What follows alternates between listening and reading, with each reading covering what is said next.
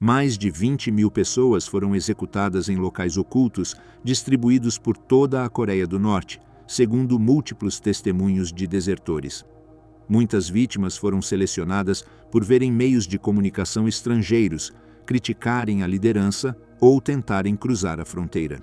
Os corpos foram enterrados em fossas clandestinas, sem registros oficiais e sem direito à identificação.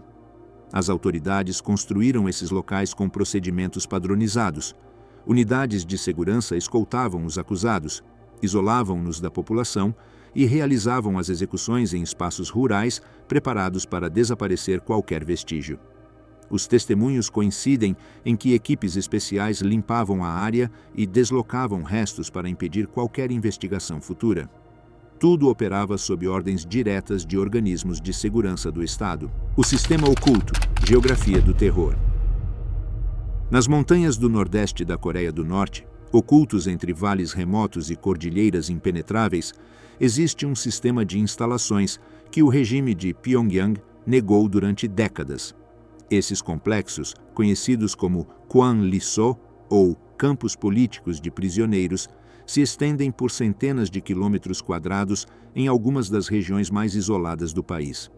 Sua existência, longamente documentada por testemunhos de desertores e guardas, foi finalmente confirmada de maneira irrefutável por algo que o regime nunca antecipou: os olhos no céu da tecnologia satelital moderna. O sistema prisional norte-coreano opera em múltiplos níveis. No seu extrato mais baixo estão as instalações de detenção temporária para infrações menores. Acima destas existem os campos de reeducação, onde os acusados de delitos econômicos ou sociais cumprem sentenças que podem se estender até 20 anos. Mas no ápice desta hierarquia do sofrimento estão os Kwanliso, os campos políticos para inimigos do Estado.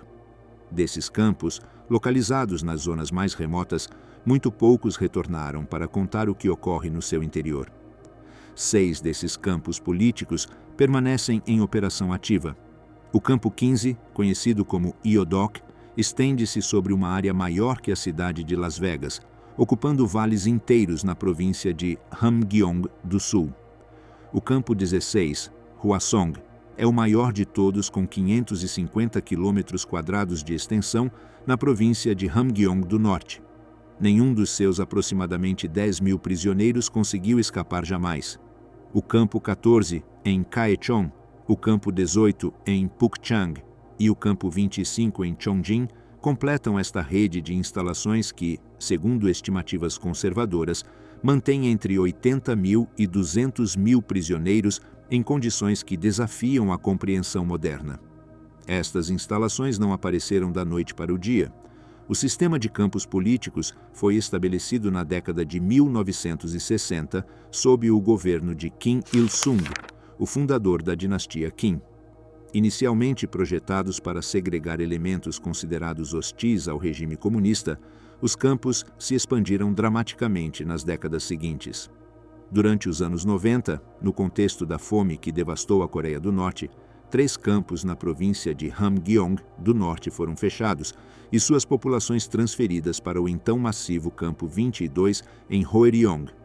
Esta consolidação criou instalações ainda maiores e isoladas, verdadeiras cidades do horror afastadas de qualquer observação externa. A localização desses campos não é acidental. Cada um ocupa vales montanhosos, cercados por elevações que oscilam entre 400 e 700 metros de altura. Esta geografia natural fornece uma barreira física que dificulta enormemente qualquer tentativa de fuga. As montanhas também ocultam as instalações da vista casual, convertendo regiões inteiras em zonas proibidas. Os caminhos que conduzem a... Esses locais são vigiados por múltiplos postos de controle. As populações civis próximas aprenderam a não fazer perguntas sobre o que ocorre além dos perímetros eletrificados. A descoberta da verdadeira extensão deste sistema começou na década de 2000, quando imagens de satélite comerciais de alta resolução começaram a estar disponíveis para pesquisadores de direitos humanos.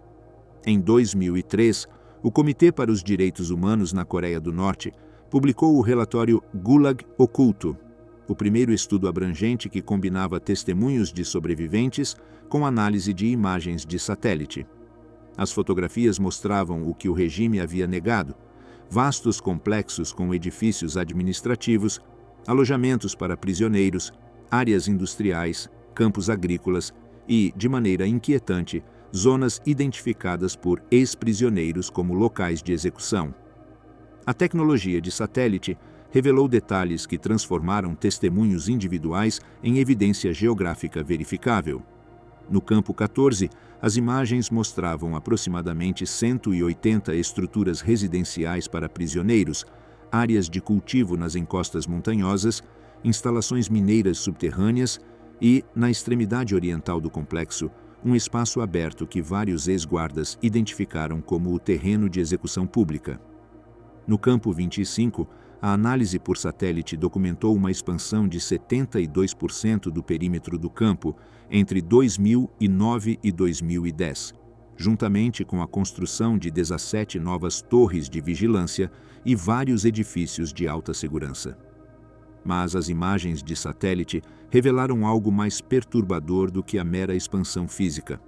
Mostraram mudanças sistemáticas na paisagem que correspondiam com os testemunhos sobre a disposição de corpos.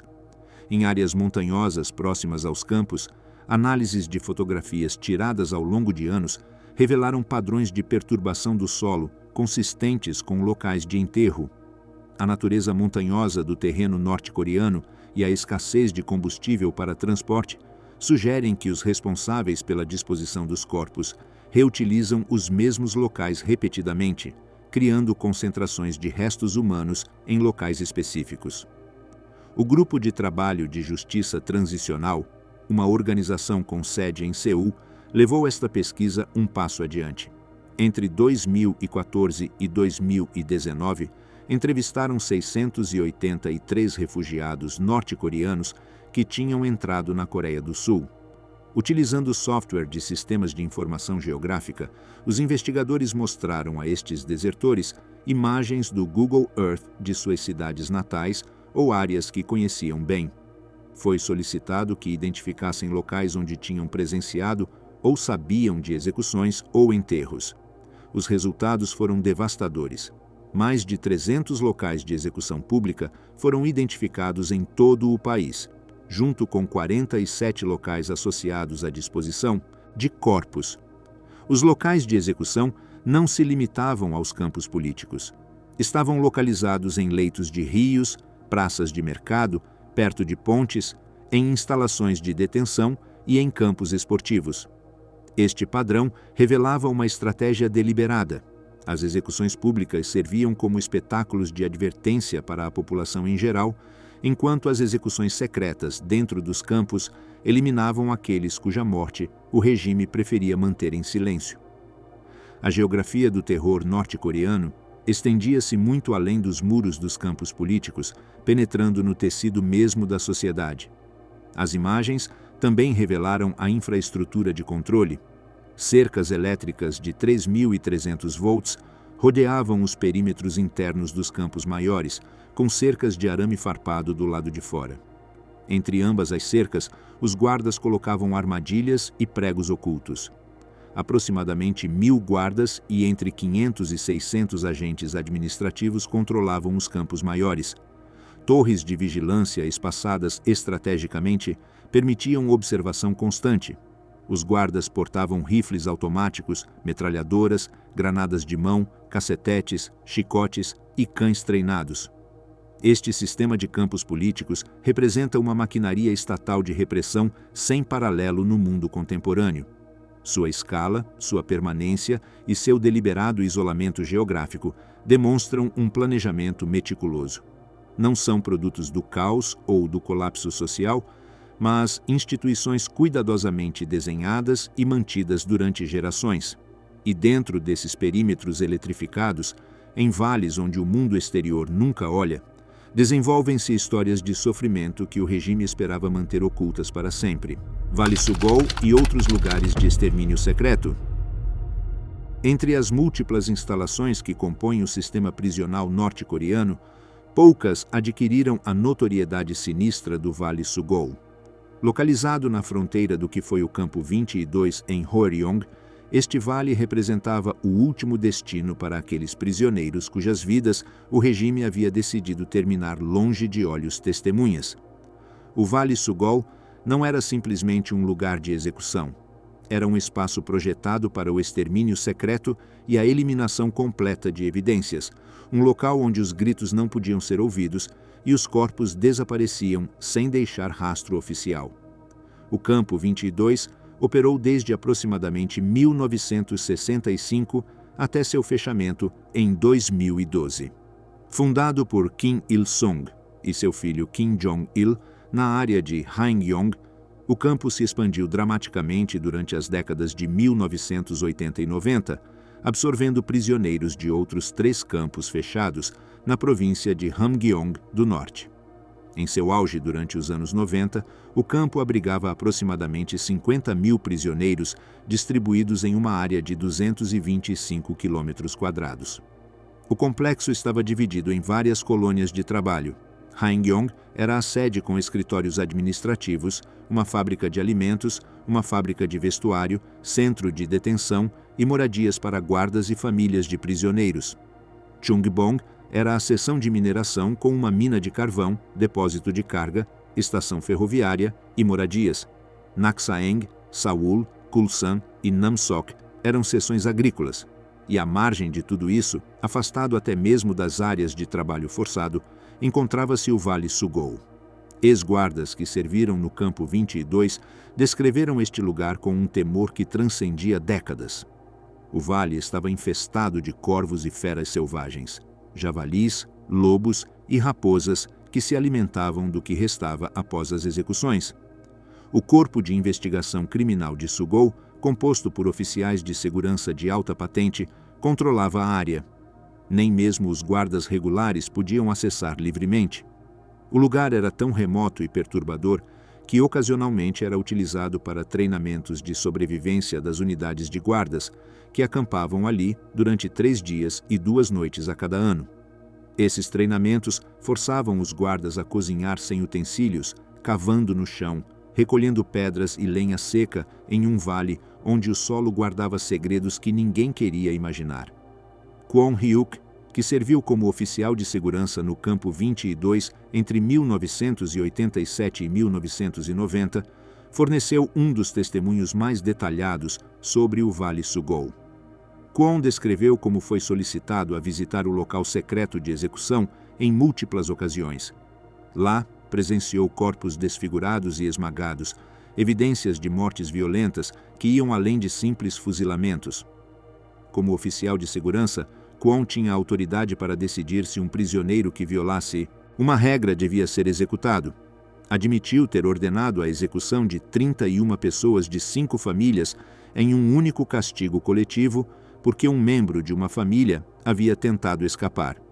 Este era o princípio de culpa por associação em sua expressão mais brutal. A transição de execuções públicas para execuções secretas no Vale Sugol ocorreu gradualmente durante os anos 90. Antes disso, as execuções públicas no Campo 22 eram realizadas aproximadamente uma vez por semana. Os prisioneiros eram forçados a presenciar esses eventos como advertência. Mas os administradores do campo começaram a temer que essas reuniões massivas pudessem provocar distúrbios. A visão regular de companheiros prisioneiros sendo executados criava um desespero coletivo que podia se transformar em resistência. Por isso, as execuções foram transferidas para o Vale Sugol, onde podiam ser realizadas em segredo absoluto. An Myong-chol, que serviu como guarda e motorista no Campo 22 entre 1990 e 1994, proporcionou detalhes complementares. An havia servido anteriormente em outros 2 campos políticos antes de ser designado para o 22. Seu testemunho revelou a doutrinação sistemática que os guardas recebiam. Eles eram ensinados que os prisioneiros eram elementos facciosos e inimigos de classe que deviam ser destruídos como ervas daninhas até suas raízes. Eles eram instruídos a considerar os prisioneiros como escravos e a não tratá-los como seres humanos. Com base nesta doutrina, os guardas podiam matar qualquer prisioneiro que não obedecesse suas ordens a qualquer momento, Não havia consequências para esses atos. O impacto psicológico em An foi profundo, apesar de seu treinamento. Lembrou seu choque ao chegar pela primeira vez ao campo 22 e observar prisioneiros que comparou a esqueletos ambulantes, pessoas deformadas e aleijadas vestidas com farrapos. Estimou que aproximadamente 30% dos prisioneiros tinham deformidades, orelhas arrancadas, olhos destruídos, narizes tortos e rostos cobertos de cortes e cicatrizes resultantes de espancamentos e maus tratos. Calculou que entre 1.500 e 2.000 pessoas, principalmente crianças, morriam anualmente de desnutrição durante seus anos no campo. Essas mortes não eram por execução direta, mas pelas condições concebidas para causar morte lenta. Mas o Vale Sugol não era o único local de extermínio secreto. O campo 14, em Kaishon, também tinha seu lugar apartado. As execuções públicas semanais que eram realizadas lá até os anos 90 foram transferidas para um local secreto também chamado Sugol. A repetição do nome sugere uma designação sistemática para esses locais de extermínio. No campo 15, em Yodok, que ao contrário de outros campos tinha uma zona de revolucionamento, de onde alguns prisioneiros podiam ser libertados após cumprirem sentenças, existia uma área chamada Kowek, seccionada especificamente para execuções. A existência de zonas especializadas para matar dentro de instalações já projetadas para causar sofrimento massivo revela uma burocracia da morte meticulosamente organizada. A disposição dos corpos variava de acordo com o campo. No campo 22, Kwon Hyuk relatou que os cadáveres eram carregados em vagões de carga junto com carvão e transportados para serem queimados em fornos de fundição. O carvão produzido no campo era entregue à usina elétrica de Chongjin e às siderúrgicas de Chongjin e Kimchaek. Os alimentos produzidos pelo trabalho escravo eram entregues à Agência de Segurança do Estado ou vendidos em Pyongyang e outras partes do país. Assim, a economia do campo incluía não apenas o trabalho dos vivos, mas também a eliminação eficiente dos mortos, integrada nas operações industriais normais. Em outros campos, os testemunhos descrevem áreas montanhosas específicas utilizadas para sepultamentos. No campo de detenção de Chungsan, identificado em um relatório de 2020, aproximadamente 2.000 prisioneiros morriam ou eram executados anualmente no início dos anos 2000.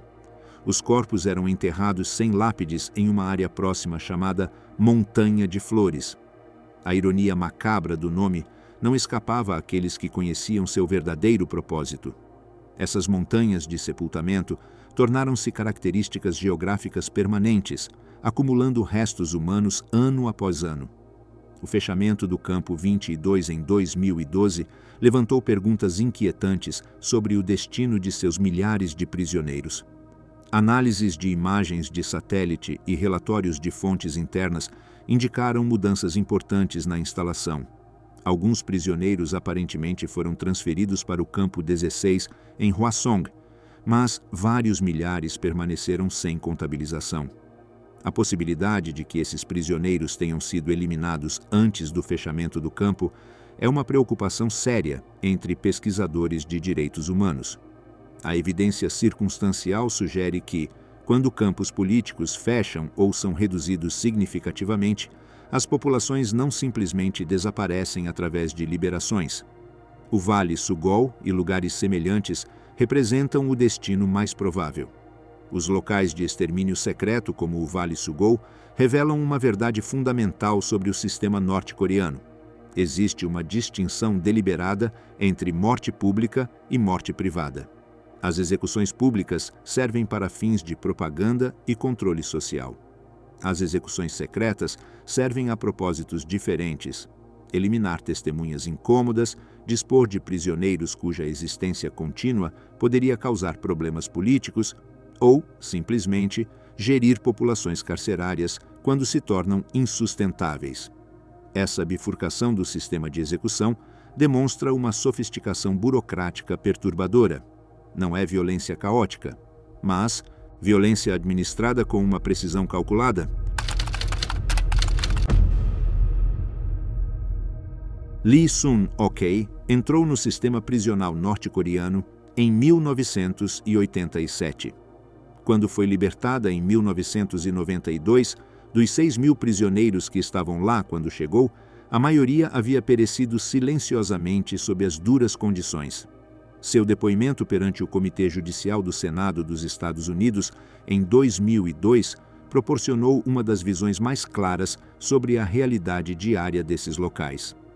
Lee descreveu um mundo onde a morte por fome era tão rotineira que deixava de surpreender, onde os corpos emaciados dos companheiros prisioneiros tornavam-se parte da paisagem cotidiana, onde a sobrevivência dependia de sorte, astúcia e da vontade de fazer coisas que, em circunstâncias normais, seriam impensáveis.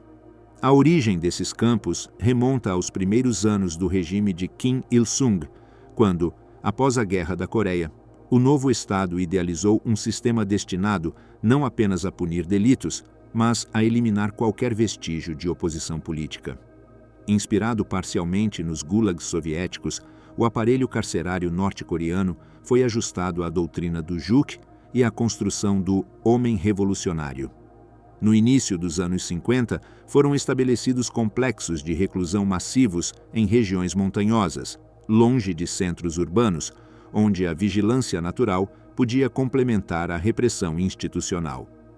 Com o passar do tempo, esses campos se tornaram uma ferramenta central para preservar a lealdade absoluta ao líder e sua dinastia. A experiência de An Myong-chol como guarda oferece uma perspectiva complementar inquietante. Durante seus anos servindo em vários campos políticos entre 1987 e 1994, An testemunhou condições que desafiavam sua humanidade, apesar de seu treinamento para ver os prisioneiros como subhumanos. No campo 22, observou crianças brigando por grãos de milho recuperados do excremento de vacas. Esta imagem, talvez mais do que qualquer estatística, captura a degradação sistemática a que as pessoas eram submetidas nesses lugares. A fome constante reduzia seres humanos a competir por migalhas contaminadas, enquanto guardas observavam com indiferença ou entretenimento cruel. O que An revelou também permitiu compreender a estrutura interna desses complexos: zonas de trabalho forçado, áreas de castigo, alojamentos superlotados e uma rede hierárquica de vigilância que incluía informantes dentro da população reclusa. Os prisioneiros eram divididos em categorias de acordo com seu nível de culpa, o que determinava seu acesso a alimentos, tarefas atribuídas e até mesmo o tratamento recebido pelos guardas. O propósito era fragmentar qualquer solidariedade interna, assegurando que o medo e a competição definissem todas as interações humanas. O sistema de 3 gerações de punição significava que famílias inteiras podiam se encontrar nos campos, sem terem cometido nenhuma ação, elas próprias. Crianças nascidas dentro dos campos nunca conheceram outro mundo. Seu crime era o parentesco com alguém que o regime considerava inimigo. An estimou que 30% dos prisioneiros no campo 22 apresentavam deformidades físicas visíveis: orelhas arrancadas, olhos destruídos, narizes quebrados, rostos marcados permanentemente. Essas lesões não eram resultado de acidentes de trabalho, embora esses também fossem comuns. Eram o produto direto de espancamentos sistemáticos, torturas e maus-tratos que faziam parte integrante do regime do campo. Kwon Hyuk, o ex-oficial de segurança cujo testemunho já foi mencionado, forneceu detalhes sobre os métodos específicos de tortura empregados no centro de detenção de Haeungyong dentro do campo 22. A tortura com água consistia em obrigar o prisioneiro a se manter na ponta dos pés em um tanque cheio de água até o nariz durante 24 horas. O menor abaixar dos calcanhares significava afogamento. Muitos não sobreviviam. Outros ficavam permanentemente danificados psicológica e fisicamente. A suspensão, as surras com porretes especialmente projetados e o assédio sexual também eram rotineiros. Quando Kwon admitiu ter ordenado a execução de 31 pessoas de 5 famílias porque um membro havia tentado escapar, estava descrevendo uma prática padrão, não uma exceção. O princípio de culpa por associação operava com lógica implacável. Se um prisioneiro violava as regras de maneira suficientemente grave, toda a sua família dentro do campo pagava o preço último. Esta política convertia cada prisioneiro em guardião de seus próprios familiares, criando redes de vigilância mútua baseadas no terror de ser causa da morte daqueles a quem se amava. Os próprios guardas eram sujeitos a um intenso doutrinamento. Desde o primeiro dia, ensinavam-lhes que os prisioneiros políticos eram elementos facciosos e inimigos de classe que deviam ser destruídos como ervas daninhas até suas raízes. Esta metáfora agrícola não era casual. Assim como um agricultor arranca completamente uma planta prejudicial para evitar que volte a crescer, os guardas deviam eliminar completamente os inimigos do Estado, incluindo seus descendentes. Esta ideologia proporcionava justificação moral para atos que, de outra forma, poderiam ter se tornado psicologicamente insustentáveis para aqueles que os perpetravam. A propaganda reforçava constantemente a ideia de que mostrar compaixão equivalia a trair o líder e o país. O testemunho de outro desertor, cuja identidade se mantém protegida, descreveu a experiência de presenciar uma execução pública em Hyesan em 2014. Um homem foi executado por ter compartilhado filmes sul-coreanos. A execução não foi um assunto privado. Autoridades locais ordenaram a assistência de toda a população do distrito. Crianças de escola primária foram colocadas à frente, estudantes de ensino médio no meio e adultos atrás. Esta disposição deliberada expunha os mais jovens à vista mais clara da violência. 2 testemunhos adicionais relataram ter presenciado a execução de outro homem em Hyesan pelos mesmos cargos. Aproximadamente 20 residentes da província de Hwanghae do Sul foram executados em um único evento em massa. Os testemunhos sobre as horas anteriores às execuções revelam crueldade adicional. Os acusados eram submetidos a maus tratos físicos e tortura antes de serem levados ao local de execução. O propósito era negar sua dignidade, transformá-los em objetos de desprezo diante da multidão reunida. Declarações públicas denunciavam o acusado como ameaça à sociedade, justificando a violência dirigida a eles. Após a execução, em alguns casos relatados, os cadáveres eram publicamente mutilados, incluindo um incidente em que um corpo foi queimado com lança-chamas diante das testemunhas. Os familiares das vítimas eram obrigados a observar. Sua dor pública servia como advertência adicional à população. Mas, junto aos testemunhos de horror, existem também relatos de pequenas resistências e humanidade persistente. Prisioneiros compartilhavam rações escassas com companheiros mais fracos, formavam vínculos familiares, substitutos em um ambiente projetado para destruir toda a solidariedade. Alguns guardas, embora poucos, ocasionalmente mostravam pequenas misericórdias que podiam significar a diferença entre vida e morte. Olhar para o outro lado quando um prisioneiro roubava um pequeno alimento adicional, não relatar infrações menores, fornecer tratamento médico básico não autorizado. Essas brechas no sistema lembravam que, mesmo em condições de brutalidade extrema, a compaixão podia sobreviver.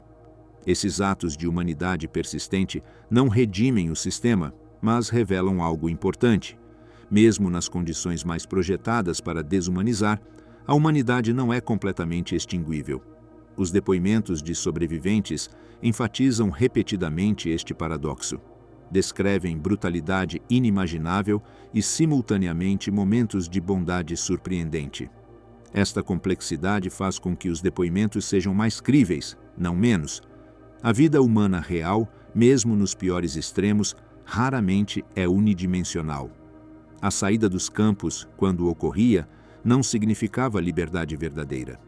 Aqueles libertados da zona de revolução do Campo 15 em Yodok enfrentavam discriminação contínua. Seu tempo no campo marcava permanentemente seus registros.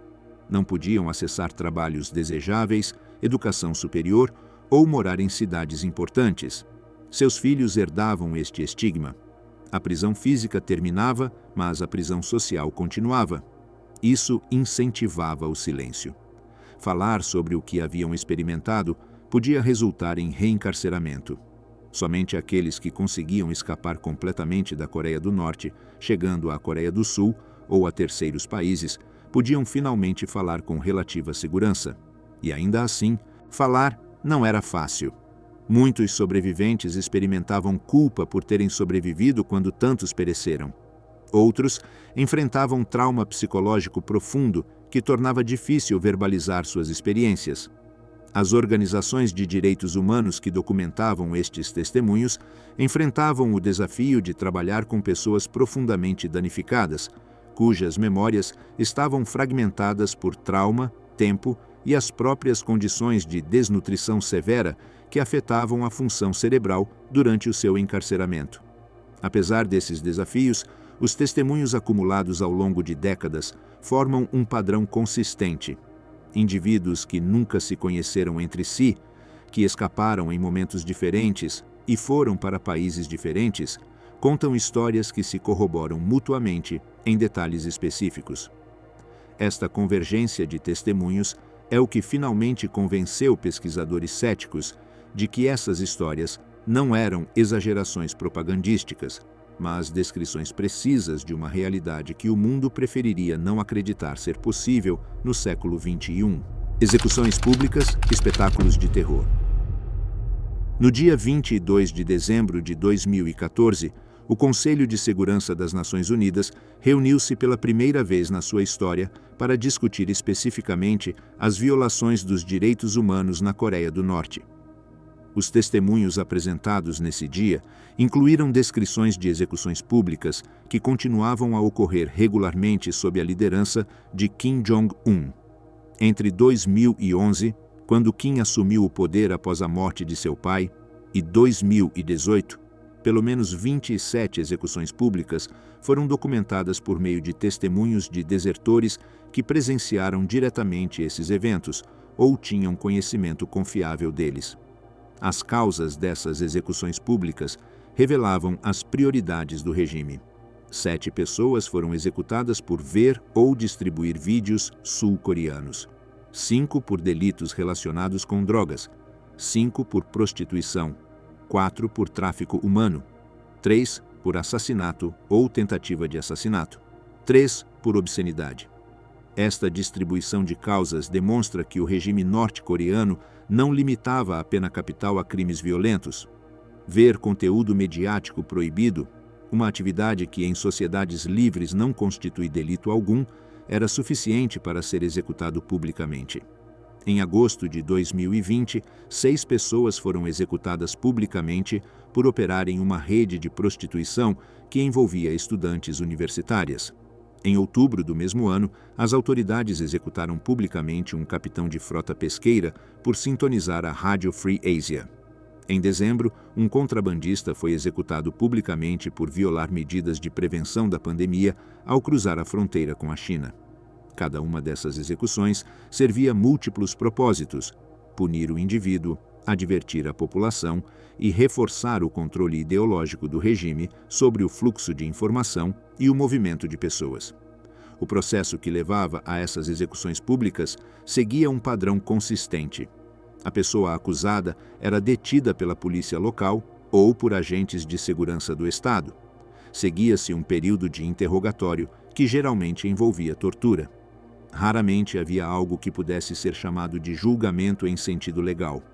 Em vez disso, imediatamente antes da execução, ocorria um procedimento breve no local da execução.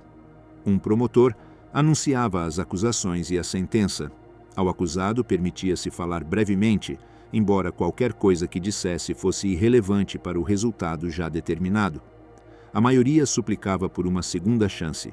Então, o carrasco lia a sentença final. Isto não era questão de perdão individual, mas sim um crime contra a Constituição e as leis. Portanto, o acusado deveria morrer. Os locais de execução variavam, mas seguiam certos padrões. Os leitos de rios eram locais comuns, proporcionando espaços abertos onde grandes multidões podiam se reunir. Estádios esportivos e praças de mercado também eram frequentemente utilizados. Em Hyesan, cidade fronteiriça com a China, as autoridades começaram a realizar execuções no aeródromo local e em áreas afastadas do centro da cidade. Esta realocação respondia a preocupações de que as execuções perto da fronteira pudessem ser fotografadas ou filmadas por observadores do lado chinês. O regime estava ciente de que a tecnologia moderna permitia uma documentação que antes era impossível. De fato, as autoridades norte-coreanas começaram a tomar medidas ativas contra essa possibilidade.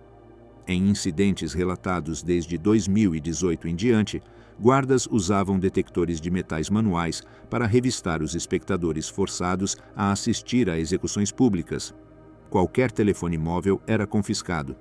Essa medida sugere preocupação do regime sobre que informações sobre execuções públicas vazassem para o exterior.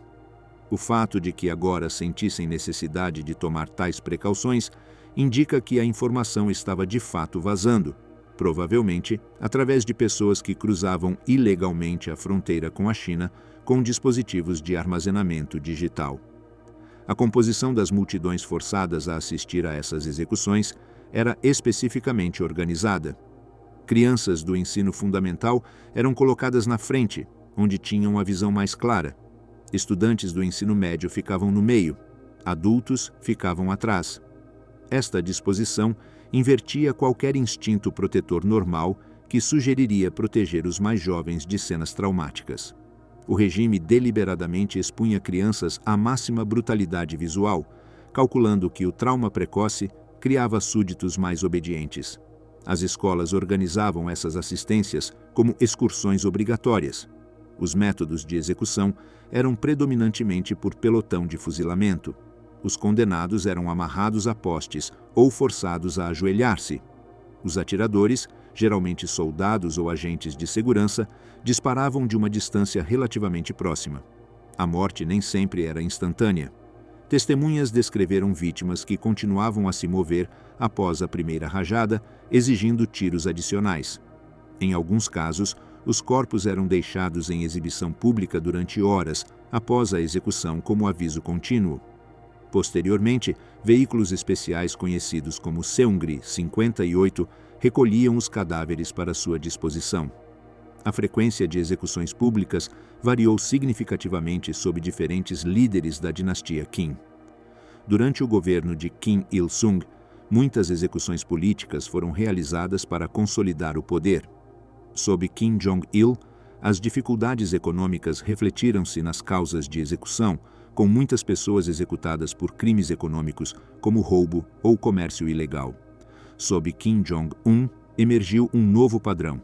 Execuções por consumir meios culturais proibidos aumentaram dramaticamente, especialmente após a promulgação em 2020 da Lei de Rejeição do Pensamento e Cultura Reacionários, que legalizou especificamente a execução por assistir vídeos sul-coreanos.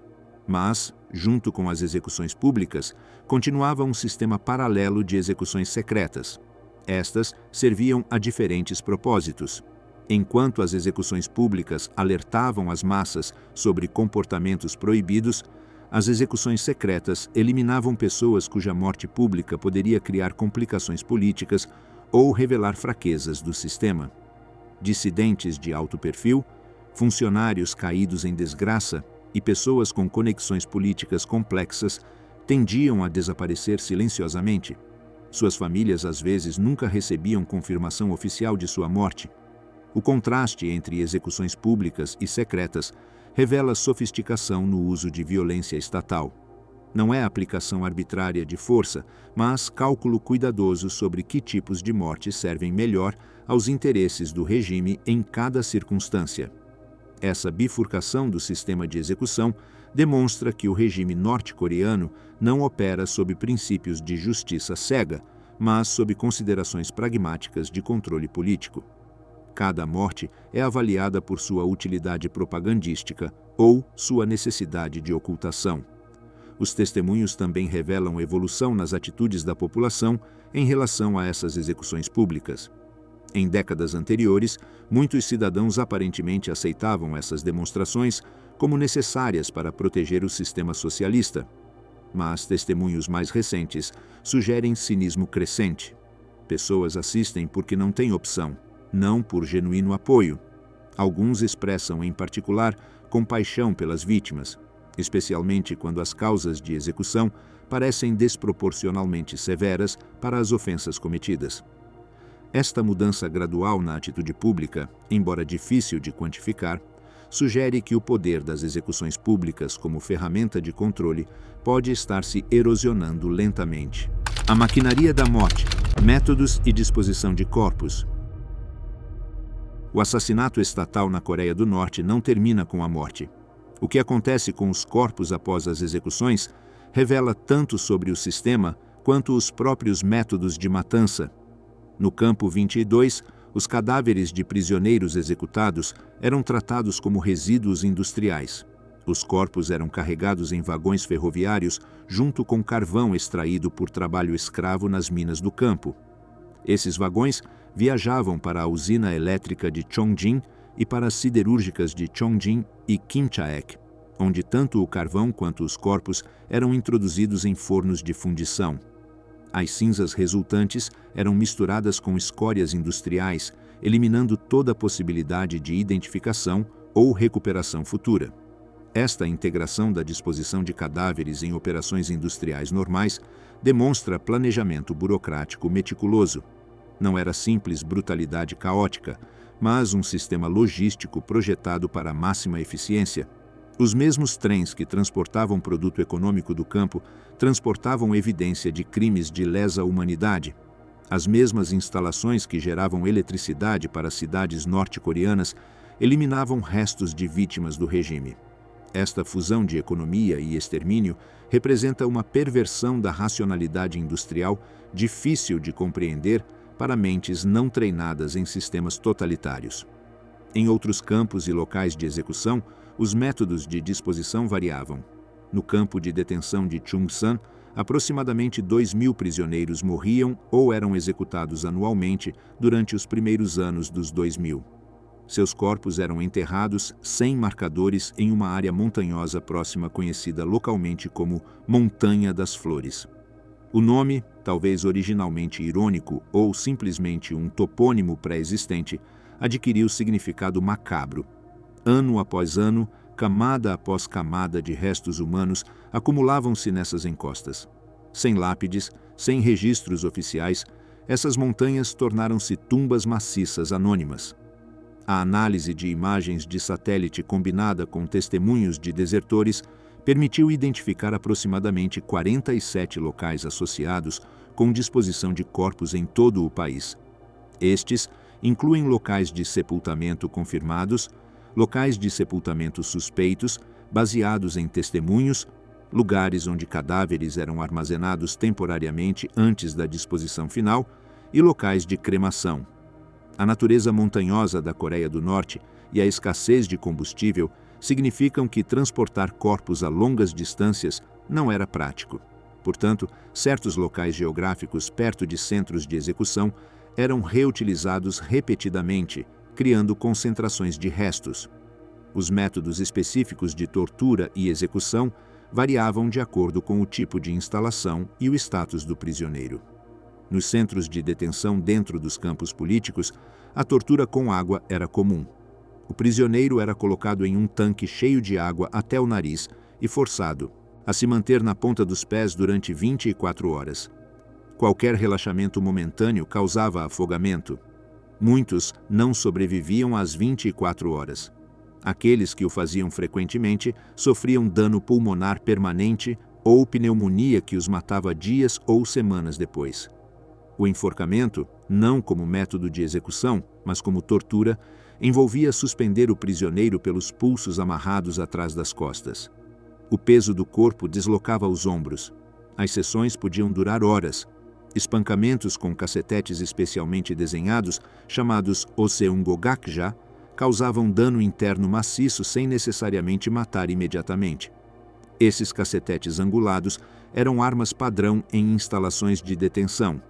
Guardas os usavam para golpear prisioneiros no estômago, nos rins e em outras áreas onde as lesões internas seriam graves, mas não imediatamente visíveis. O assédio sexual e o estupro também eram sistemáticos, particularmente contra mulheres prisioneiras. Testemunhos documentados por múltiplas organizações de direitos humanos descrevem estupro por guardas como prática rotineira. Mulheres grávidas, produto desses estupros, eram forçadas a abortos mediante injeções ou espancamentos dirigidos ao abdômen. Bebês nascidos vivos nos campos frequentemente eram assassinados imediatamente após o nascimento, especialmente se o pai fosse suspeito de ser chinês ou de outra nacionalidade estrangeira. Esses infanticídios eram realizados por asfixia, exposição ou simplesmente negação de alimentação.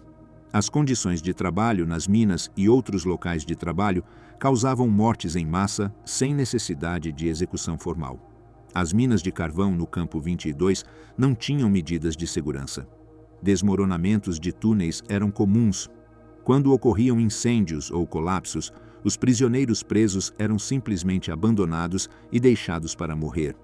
Resgatar os trabalhadores escravos presos não era considerado economicamente justificável. Os corpos podiam ser recuperados posteriormente junto com o carvão ou simplesmente selados nos túneis colapsados. O trabalho agrícola, embora menos imediatamente mortal do que a mineração, também causava mortes extensas.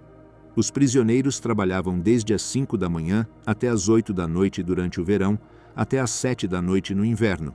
Seguiam sessões obrigatórias de reeducação ideológica e autocrítica que se estendiam até altas horas da noite. O dia de Ano Novo era o único dia festivo para prisioneiros. A combinação de trabalho extenuante, rações de comida inadequadas e exposição a elementos climáticos extremos causava mortes por exaustão, hipotermia ou doenças oportunistas. As rações de comida nos campos políticos eram calculadas para manter os prisioneiros justamente à beira da inanição. 100 gramas de milho quebrado 3 vezes ao dia, com sopa de sal, era uma ração típica no Campo 14, segundo testemunhos. Esta quantidade calórica é aproximadamente 1/3 do necessário para um adulto realizando trabalho físico intenso. Os prisioneiros complementavam essas rações comendo ratos, insetos, ervas selvagens e qualquer outra coisa remotamente comestível. A desnutrição severa causava ossos quebradiços, desenvolvimento de corcundas nas costas, perda de dentes, cegueira por deficiência de vitaminas e sistemas imunológicos colapsados que tornavam fatais mesmo doenças menores. Durante o inverno, quando as temperaturas no nordeste da Coreia do Norte caem muito abaixo de zero, prisioneiros sem roupa adequada sofriam de congelamento massivo. Dedos das mãos e dos pés congelados frequentemente resultavam em amputações sem anestesia. Muitos simplesmente morriam de hipotermia durante a noite. Os corpos congelados eram deixados até que o clima permitisse sua disposição, empilhados como lenha perto das barracas. O tratamento médico nos campos era virtualmente inexistente. Instalações médicas, quando existiam, não tinham medicamentos básicos, equipamentos cirúrgicos ou pessoal capacitado. Os médicos frequentemente eram prisioneiros com algum treinamento prévio, mas sem recursos. Tratamentos consistiam principalmente em repouso sem alimentação adicional, o que para prisioneiros já desnutridos era sentença de morte. Doenças contagiosas como tuberculose se propagavam sem controle em barracões superlotados. Este sistema de morte lenta e morte rápida, trabalho até o colapso e execução direta, fome calculada e violência aberta, formava uma maquinaria integrada de destruição humana. Não era produto de colapso social ou caos, mas de um design deliberado e manutenção contínua. Cada aspecto do sistema, desde a localização geográfica dos campos até os métodos específicos de tortura aos processos de disposição de cadáveres, refletia planejamento burocrático e alocação de recursos.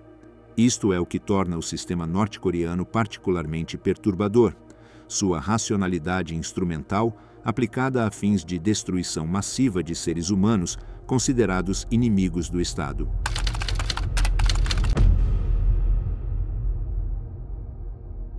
Durante décadas, o regime norte-coreano negou a existência de campos políticos de prisioneiros. Quando confrontados com testemunhos de desertores, funcionários em Pyongyang os descartavam como propaganda fabricada por inimigos do Estado. Esta negação foi eficaz enquanto não existisse evidência verificável de forma independente. Mas no início dos anos 2000, uma tecnologia desenvolvida originalmente para fins militares e comerciais tornou-se uma ferramenta inesperada para ativistas de direitos humanos: imagens de satélite comerciais de alta resolução. Em 2003, o Comitê para os Direitos Humanos na Coreia do Norte publicou o relatório Gulag Oculto, revolucionário por combinar testemunhos detalhados de ex-prisioneiros com análises de imagens de satélite. O projeto utilizou fotografias de alta resolução de 2 satélites comerciais, QuickBird, da Digital Globe, e Iconos, da Space Imaging Corporation. As cenas foram capturadas entre 2001 e 2003 e cobriam áreas sobre 7 dos campos políticos da Coreia do Norte. Pela primeira vez, pesquisadores podiam mostrar a ex-prisioneiros imagens precisas de lugares onde haviam estado encarcerados e pedir-lhes que identificassem características específicas. O processo era meticuloso. Os investigadores trabalharam com ex-prisioneiros em Seul, Los Angeles e Washington. Forneceram versões impressas grandes das imagens de satélite para ajudar os ex-prisioneiros a identificar elementos. Os resultados foram extraordinários. Ex-prisioneiros puderam apontar seus antigos alojamentos, áreas de trabalho, edifícios administrativos, terrenos de execução e outras instalações dentro dos campos. A convergência entre testemunhos e evidência fotográfica era inegável. As coordenadas precisas de latitude e longitude dos campos, que a Coreia do Norte proclamava não existir, agora eram de conhecimento público. As imagens revelavam detalhes que transformavam descrições abstratas em realidade concreta. No campo 14, em Kaichon, as fotografias mostravam a distribuição de aproximadamente 180 estruturas residenciais para prisioneiros. Os campos agrícolas nas encostas montanhosas eram visíveis, com análise de imagens de outono mostrando milho pendurado para secar em pátios internos do campo. Isso confirmava testemunhos sobre o milho sendo a cultura principal e alimento básico para os prisioneiros. No extremo direito das imagens, um espaço aberto era identificado por múltiplos ex-guardas como o terreno de execução pública. O campo 25 em Chongjin, o mais setentrional dos campos políticos em operação, mostrou uma expansão dramática na análise temporal de imagens. Entre 2009 e 2010, o perímetro do campo cresceu 72%. 17 posições de guarda adicionais foram erguidas, predominantemente ao longo da nova linha de perímetro. Novos edifícios de alta segurança foram construídos, um local de defesa aérea e possivelmente um edifício memorial de liderança. Esta expansão sugeria que a população de prisioneiros estava aumentando significativamente, possivelmente incluindo transferências do campo 22, quando este fechou em 2012. Imagens ainda mais notáveis apareceram em novembro de 2017.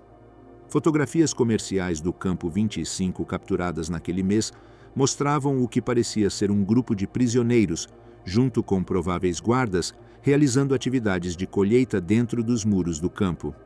Esta foi uma das poucas vezes que imagens de satélite capturaram evidências diretas de seres humanos dentro dos campos, não apenas estruturas vazias. A análise utilizou imagens multiespectrais aguçadas que permitiam distinguir figuras humanas individuais e suas atividades. O Grupo de Trabalho de Justiça Transicional levou o uso de tecnologia satelital e sistemas de informação geográfica um passo crucial além. Entre 2014 e 2019, desenvolveram um sistema que permitia coletar informações sobre supostos sítios de enterro em massa e execução para visualizá-los em forma de mapas digitais. Os dados incluíam também localizações de escritórios de segurança nacional, polícia local, unidades militares e unidades administrativas onde provas documentais poderiam estar armazenadas. O processo de entrevista desenvolvido pelo grupo de trabalho era sofisticado. Mostravam a desertores norte-coreanos imagens do Google Earth de áreas onde os desertores tinham vivido ou passado tempo considerável. As imagens incluíam pontos de referência, como estações de trem e linhas ferroviárias, para ajudar os entrevistados a se orientarem. Depois, eram solicitados a identificar lugares onde tinham presenciado ou sabiam de execuções ou enterros. Os pontos identificados eram registrados juntamente com narrativas dos desertores sobre eventos associados aos locais. Detalhes-chave eram inseridos em um banco de dados. Os resultados, publicados em um relatório de julho de 2017, documentaram 333 locais de execução identificados em entrevistas com 375 desertores.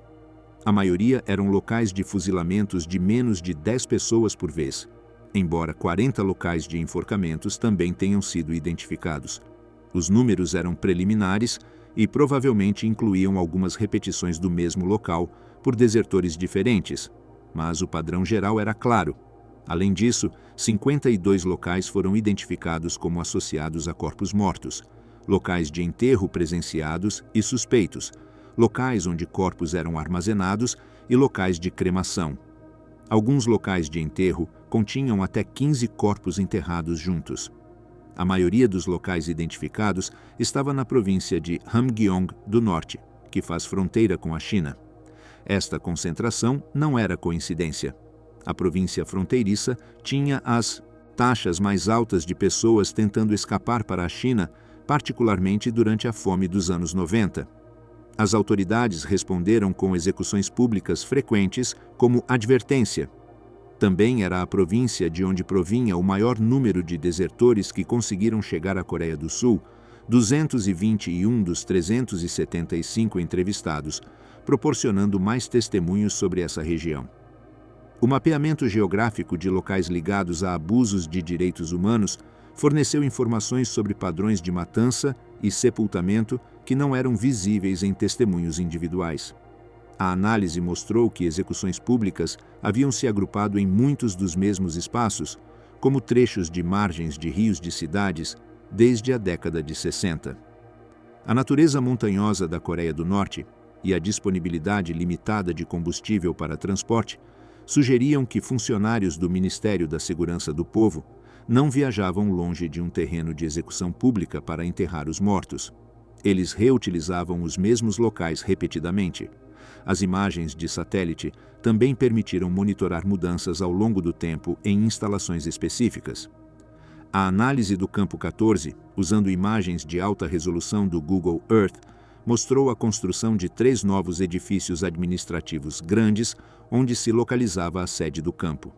5 residências de prisioneiros foram demolidas, uma nova foi erguida. Os telhados de vários edifícios foram pintados de azul.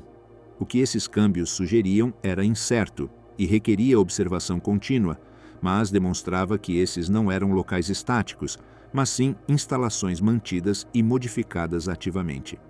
O uso de tecnologia de detecção remota para documentar abusos de direitos humanos apresentava desafios.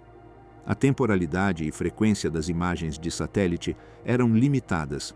Apenas eram vistas instantâneas intermitentes, fotografias congeladas em momentos específicos.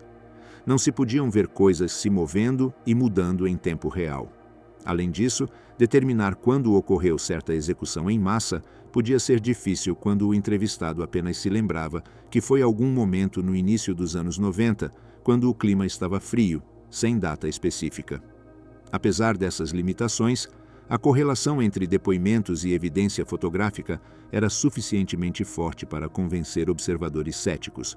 O relatório do grupo de trabalho não divulgou locais precisos de sítios sensíveis, como aqueles onde execuções e enterros haviam ocorrido, por medo de que o regime norte-coreano pudesse alterar evidências, mas publicou locais de sítios que podiam servir como repositórios de evidência documental de abusos de direitos humanos, escritórios governamentais, instalações de segurança, quartéis militares, onde registros poderiam estar armazenados.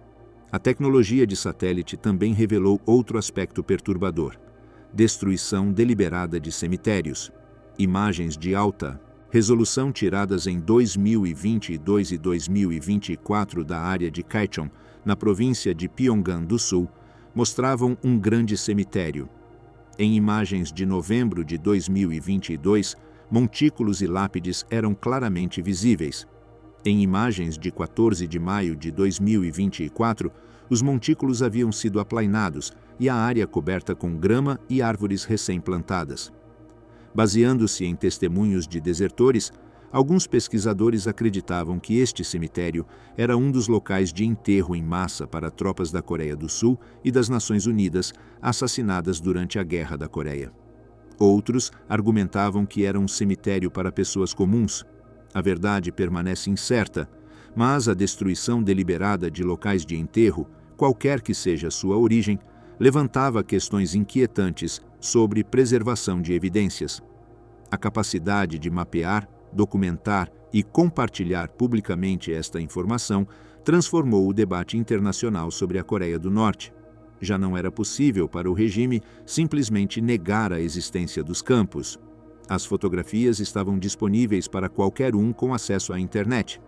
Pesquisadores independentes, jornalistas e cidadãos comuns podiam examinar as imagens por si mesmos. Esta democratização da informação de inteligência, tradicionalmente domínio exclusivo de agências governamentais, representava uma mudança fundamental em como violações de direitos humanos podiam ser documentadas e expostas. O veredicto internacional: crimes contra a humanidade. No dia 7 de fevereiro de 2014, a Comissão de Inquérito das Nações Unidas sobre Direitos Humanos na República Popular Democrática da Coreia tornou público o seu relatório. O documento de 400 páginas, baseado em depoimentos diretos de vítimas e testemunhas, documentou em detalhes exaustivos o que chamou de atrocidades indescritíveis cometidas pelo regime norte-coreano. A comissão, estabelecida pelo Conselho de Direitos Humanos em março de 2013, havia passado um ano investigando violações sistemáticas, generalizadas e graves de direitos humanos na Coreia do Norte. As suas conclusões eram inequívocas e devastadoras. A comissão concluiu que o governo norte-coreano estava perpetrando crimes contra a humanidade contra seu próprio povo em larga escala. Esses crimes surgiam de políticas estabelecidas no mais alto nível do Estado e tinham sido cometidos e continuavam ocorrendo. A gravidade, escala e natureza dessas violações revelavam um Estado que não tem paralelo algum no mundo contemporâneo. Essa comparação era deliberadamente contundente. A comissão estava dizendo que nenhum outro regime atualmente no poder igualava a severidade sistemática dos abusos norte-coreanos. Michael Kirby, ex-juiz da Corte Suprema da Austrália e presidente da comissão, declarou que as atrocidades documentadas eram surpreendentemente similares a crimes cometidos pela Alemanha nazista durante a Segunda Guerra Mundial. Esta comparação com o Holocausto, raramente feita em documentos oficiais das Nações Unidas sobre situações contemporâneas, sublinhava a extraordinária gravidade das conclusões. Não era hipérbole retórica, mas uma avaliação legal sóbria, baseada em provas extensivas. Os crimes específicos identificados pela comissão incluíam extermínio, assassinato, escravidão, tortura, encarceramento, estupro, abortos forçados e outras violências sexuais, perseguição por motivos políticos, religiosos, raciais e de gênero, deslocamento forçado de populações, desaparecimento forçado de pessoas e o ato desumano de causar intencionalmente fome prolongada. Esta lista abrangia praticamente todo o espectro de crimes contra a humanidade definidos no direito internacional. A comissão ouviu testemunhos em audiências públicas realizadas em Seul do dia 20 ao dia 24 de agosto de 2013, em Tóquio do dia 29 ao dia 30 de agosto, em Londres no dia 23 de outubro e em Washington do dia 30 de outubro ao dia 1º de novembro. Estas audiências permitiram às vítimas e testemunhas compartilharem suas experiências diretamente com os comissários. As gravações de vídeo completas das audiências foram tornadas públicas, fornecendo registro permanente de testemunhos que de outra forma poderiam ter sido questionados ou desconsiderados. Entre as recomendações mais importantes da comissão estava o pedido ao Conselho de Segurança para adotar sanções direcionadas contra aqueles que pareciam ser os mais responsáveis por crimes contra a humanidade. A comissão enfatizou que as sanções não deveriam ser direcionadas contra a população ou a economia em geral, mas especificamente contra indivíduos em posições de poder. Mais controversamente, a comissão recomendou que o Conselho de Segurança encaminhasse a situação na Coreia do Norte ao Tribunal Penal Internacional para investigação e possível julgamento. Esta recomendação gerou intenso debate. O Tribunal Penal Internacional, estabelecido pelo Estatuto de Roma em 2002, tem jurisdição sobre genocídio, crimes contra a humanidade, crimes de guerra e crime de agressão. A Coreia do Norte não é Estado parte do Estatuto de Roma, portanto, o tribunal não tem jurisdição automática. No entanto, o Conselho de Segurança pode remeter situações ao tribunal, mesmo em países não membros, como fez com o Sudão em 2005 e a Líbia em 2011. A comissão também tomou a medida incomum de enviar uma carta diretamente a Kim Jong-un, líder supremo da Coreia do Norte. A carta continha um resumo das descobertas mais sérias, particularmente o fato de que, em muitos casos, as violações sistemáticas, generalizadas e graves de direitos humanos constituem crimes contra a humanidade. A carta chamava a atenção para os princípios de responsabilidade de comando e responsabilidade superior sob o direito penal internacional, segundo os quais comandantes militares e superiores civis podem incorrer em responsabilidade penal pessoal por não prevenir e reprimir crimes contra a humanidade cometidos por pessoas sob seu controle efetivo. A carta informava a Kim Jong-un que a comissão recomendaria remeter a situação na Coreia do Norte ao Tribunal Penal Internacional para responsabilizar todos aqueles, incluindo possivelmente você mesmo, que possam ser responsáveis pelos crimes de lesa humanidade referidos nesta carta e no relatório da comissão. Este aviso direto a um chefe de Estado em exercício era extraordinariamente raro na diplomacia das Nações Unidas e demonstrava a seriedade com que os comissários viam as evidências que tinham recopilado. A resposta do regime norte-coreano ao relatório foi previsível. Rejeitou completamente as conclusões, classificando-as como fabricações dos Estados Unidos e seus aliados. A Coreia do Norte produziu seu próprio relatório de direitos humanos, declarando que os norte-coreanos sentem orgulho do sistema de direitos humanos mais vantajoso do mundo. Esta negação absoluta, que ignorava montanhas de evidências documentais, testemunhais e fotográficas, refletia a posição do regime de que crítica externa era inerentemente ilegítima. Em março de 2014, o Conselho de Direitos Humanos recebeu um relatório oral do presidente Kirby e adotou uma resolução endossando o relatório. A resolução condenava nos termos mais enérgicos as violações sistemáticas, generalizadas e graves dos direitos humanos e outros abusos de direitos humanos cometidos há muito tempo e de maneira contínua na Coreia do Norte. Instava o governo norte-coreano a tomar ação para eliminar abusos de direitos humanos. Em 18 de novembro de 2014, a Assembleia Geral das Nações Unidas aprovou várias resoluções condenando os abusos dos direitos humanos patrocinados pelo Estado na Coreia do Norte e instando o Conselho de Segurança a remeter o relatório ao Tribunal Penal Internacional. A votação foi 111 a favor, 19 contra e 55 abstenções. Esta maioria substancial demonstrava consenso internacional sobre a gravidade da situação. Em 22 de dezembro de 2014, o Conselho de Segurança reuniu-se para discutir direitos humanos na Coreia do Norte pela primeira vez em sua história. Colocar um tema na agenda do Conselho de Segurança requer apoio de 9 dos 15 países membros, mas os membros permanentes não podem vetar a agenda. 10 dos 15 membros do Conselho assinaram uma carta solicitando a discussão devido à escala e gravidade das violações de direitos humanos detalhadas no relatório abrangente empreendido pela Comissão de Investigação do Conselho de Direitos Humanos. A reunião incluiu apresentações do secretário-geral adjunto da ONU para Assuntos Políticos e do Alto Comissário Adjunto da ONU para os Direitos Humanos. Ambos os funcionários fizeram declarações fortes de apoio às conclusões da comissão. Declarações oficiais de membros do Conselho de Segurança mostraram pouco apoio à Coreia do Norte. Apenas a China e a Rússia votaram contra colocar o tema na agenda do Conselho. Sua oposição, no entanto, era suficiente para bloquear ação substantiva, dado que ambos têm poder de veto como membros permanentes. Esta oposição da China e da Rússia impediu que o Conselho de Segurança tomasse medidas significativas sobre a situação dos direitos humanos na Coreia do Norte.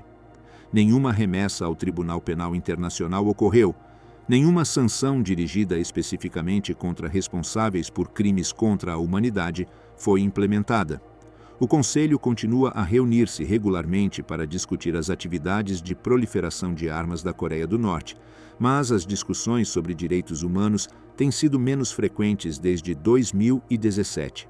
No entanto, o impacto do relatório da Comissão de Inquérito se estende além das ações formais do Conselho de Segurança. O relatório se tornou o documento de referência autorizado sobre violações de direitos humanos na Coreia do Norte. É citado em relatórios subsequentes de relatores especiais da ONU, em declarações de governos, em litígios relacionados com refugiados norte-coreanos e em planejamento de organizações não governamentais. Mudou o discurso internacional sobre a Coreia do Norte, tornando impossível ignorar ou minimizar a gravidade dos abusos. O relatório também proporcionou ímpeto para esforços de documentação contínuos.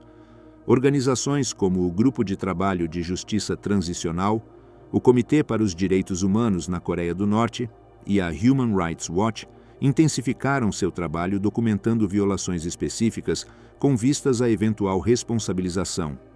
A premissa é que, embora o regime atual possa evadir consequências legais imediatas, a documentação meticulosa de crimes criará um registro permanente que pode ser utilizado em futuros mecanismos de justiça transicional. Um aspecto particularmente perturbador, revelado em investigações subsequentes, foi a existência de ordens permanentes a guardas de campos para matar todos os prisioneiros políticos em caso de colapso do regime Kim ou em caso de outra crise na Coreia do Norte. Ex-guardas que desertaram confirmaram ter recebido tais ordens. O assassinato imediato de aproximadamente 120 mil prisioneiros políticos constituiria genocídio sob definições de direito internacional. Esta possibilidade adiciona urgência aos esforços para abordar a situação antes que uma potencial transição política possa desencadear um massacre em massa de dimensões catastróficas. Em agosto de 2023, a alta comissária das Nações Unidas para os Direitos Humanos reiterou a recomendação ao Conselho de Segurança de remeter a situação ao Tribunal Penal Internacional, mencionando documentação contínua de crimes e abusos, incluindo crimes de lesa humanidade contra pessoas em campos de prisão de longo prazo e em instalações de detenção de curto prazo. O Conselho de Segurança realizou uma reunião em formato ARIA sobre questões de direitos humanos em março de 2023 e um debate formal em agosto, suas primeiras discussões sobre direitos humanos na Coreia do Norte desde 2017.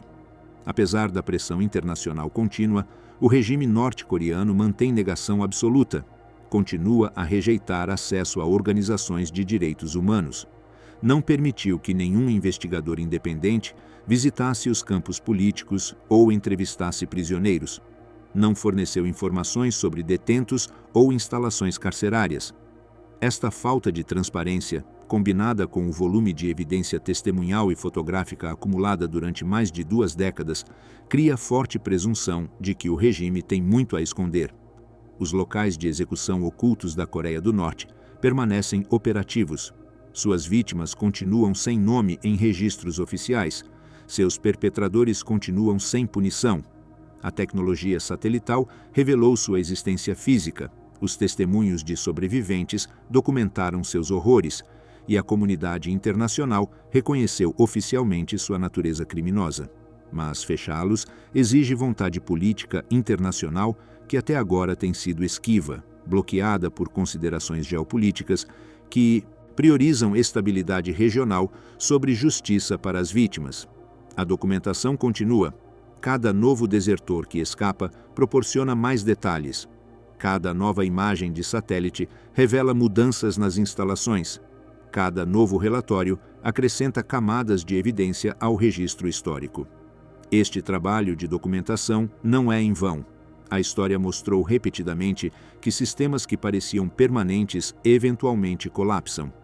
Quando esse momento chegar para a Coreia do Norte, a evidência meticulosamente acumulada durante décadas estará disponível para processos de justiça transicional, tribunais internacionais e esforços de busca pela verdade. Os locais de execução ocultos que o regime tentou apagar agora estão mapeados, fotografados e documentados em registros que sobreviverão ao próprio regime.